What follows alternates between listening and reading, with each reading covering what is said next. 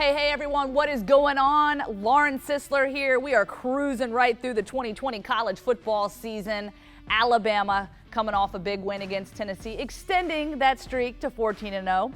So now they're 5-0 on the season. Will it be 6-0 against Mississippi State? I don't know. We're going to ask Mike McCoy. Let's go now.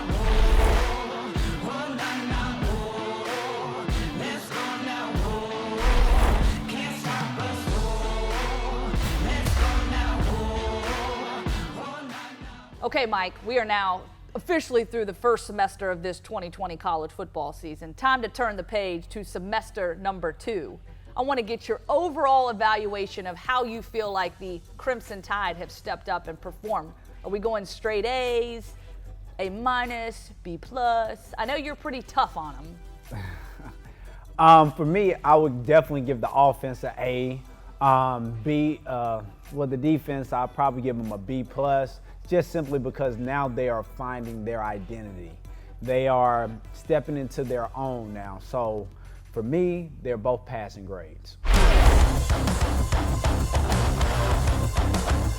All right, so we got to address this off the top. You played at Alabama. You were in that receiver group. You guys are close. You guys are tight. Jaylen Waddle goes down, breaks his ankle, first play of the game against Tennessee. So unfortunate, and you could even see just the team knew it was serious. Yes. He walks off the field, hobbles off the field, gets carted off, gets in an ambulance. Things aren't good, and he's out for the season. Just from your perspective and lens, how does that impact a team when your guy goes down and you know he's probably not going to be back the rest of the season? That's tough. As a former athlete, I mean, just a natural competitor, you never want to see anybody injured. Everybody, I said a prayer immediately as soon as I saw it happen. But it's tough, and it's really tough when it's almost like when nobody understands until it hits their home. And for a lot of those guys, they're brothers. They talk about, they have NFL dreams together. They know each other's family. They eat together. It's a brotherhood. So when you lose a guy like that, that's exciting. That's probably, I'm pretty sure that's a leader in the classroom or on the team. I mean, like you said, it's devastating. So he's hard. You can't replace him. You can put another guy there, but just that energy alone, I don't think you can replace it. Well, it's interesting you say that about replacing him. So that is the next question. Who steps up in his place? And Nick Saban even said this week, look, nobody is going to replace Jaylen Waddle.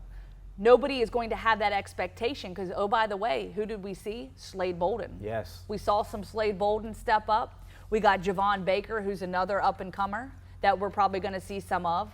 But to Nick Saban's point, you don't put that pressure on a guy like Javon Baker or Slade Bolden to say, hey, they're going to take over and they're going to replace Jaylen. They're going to step in and fill the holes and become their own person, their own identity. Right. And so what impressed you most about, after all that happened, about guys like Slade Bolden and Javon Baker being able to step up? What excites you about that group of receivers that are going to get to have their opportunity now, maybe a little sooner than they expected? Right. The scary thing about Alabama football in a Power 5 school, sometimes your second string may be better than your starter. Ooh. Just because, your veteran player may have been there some years, he understands the system, but you may have a younger guy that comes in that shows immediate flash. So they're stacked as always. So, like I said, who knows? He stepped in, they didn't skip a beat. But I think when situations like this do happen, you lean on your running game. That's your bread and butter, and I don't think you can go wrong with that. So I think there's a good possibility against this Mississippi State football team that we might see more of the run game. Yes. Their pass defense is pretty exceptional. That is one thing that this Mississippi State team brings to the table. They have been dominant in not allowing explosive plays this season. Alabama has been dominant in their explosive plays this season. So that's a matchup I'm looking forward to seeing. You got Mac Jones, his completion percentage leading the nation right now, yards per attempt. Among those quarterbacks that have had more than one game, we got to throw that in there now that the Big Ten, Pac-12, and these other conferences have started. Big who? Big Ten? But the B1G, my Rutgers Scarlet yeah. Knights won. Can you at least give me a little love on that? They did win. They did. Who they play? Michigan State. Oh my God. Bring it. Mel Tucker, you just left the SEC now. Come on, represent now. I know it. That's what's up. So all that to say, I do look forward to that matchup to see what this Alabama offense can do with one of the more stingiest pass defenses in the SEC and in the country, that this might be a little bit of a bigger challenge for them. I know you're biting your lip. There's a reason for that. I think they already played their SEC championship, meaning Mississippi State, when they beat LSU. What's their record now? 1-4, 5? 1-4. So, as you guys know, like I know, it ain't gonna be no game to the second half. All right, so we're going to flip the script to the defensive side of the football. Alabama's defense, obviously, showing some light, showing some good things this week. Nick Saban did say they're doing a better job of stopping the run. One thing he wants to see is them eliminating some of those explosive plays that they quite haven't eliminated just yet to where he wants them to be. Right. Your overall thoughts on how we've seen this Alabama defense progress in the last couple of weeks? One, the secondary is now taking on Coach Saban's identity. Now they are paying attention to detail. They're communicating more. They're passing guys off. The scoop and score, that is, like we said, everybody is playing at an elite level right now.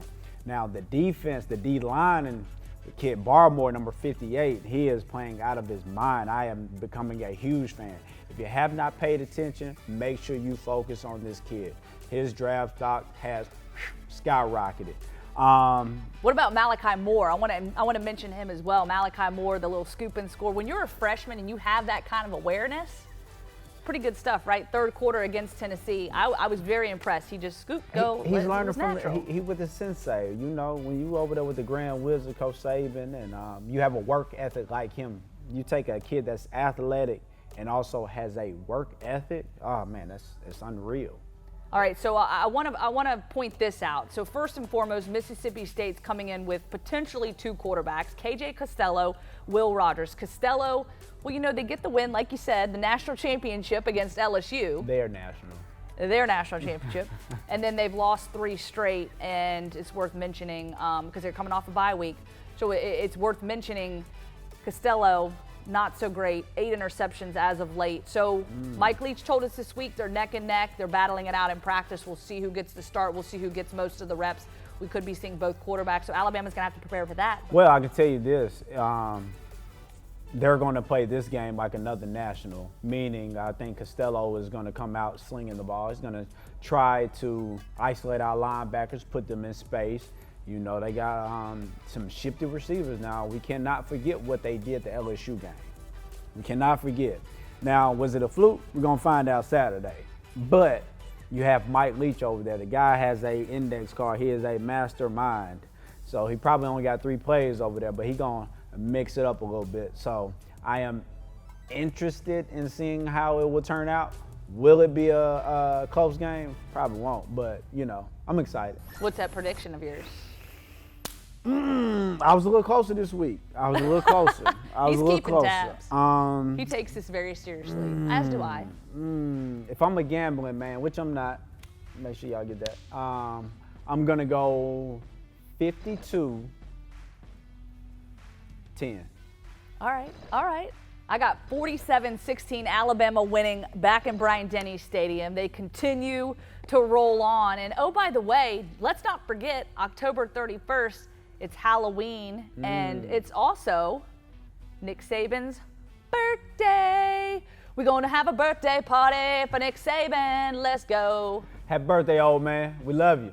It's guaranteed that I die legend.